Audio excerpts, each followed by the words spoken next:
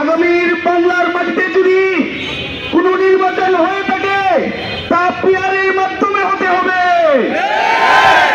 আমরা দেখতে পেয়েছি বাংলাদেশ প্রতিষ্ঠা লগ্ন সাল থেকেই যতগুলো জাতীয় নির্বাচন হয়েছে তা গণতন্ত্রের নামে শুধু প্রহসন হয়েছে, কোনোভাবেই সুষ্ঠু গণতন্ত্র প্রতিষ্ঠিত হয়নি।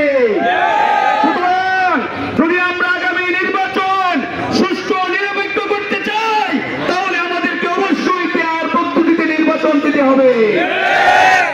আমরা অবগত আছি এই দেশের অধিকাংশ ভোটারের যারা প্রতিনিধিত্ব করে বাংলাদেশ জামায়াত ইসলামী, ইসলামী আন্দোলন, এনসিপি, গণ অধিকার পরিষদ সহ আরো যে কয়টি দল আছে, গণ ঐক্যমত কমিশনের 31টি দলের মধ্যে 25টি দলেই পিআর পদ্ধতিতে নির্বাচন চায়।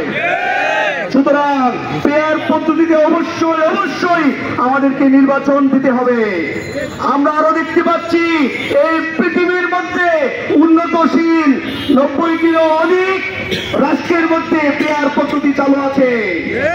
বাংলাদেশের প্রেক্ষাপটের ভিত্তিতে পিআর পদ্ধতিতে 6 থেকে 7টি সিস্টেম রয়েছে।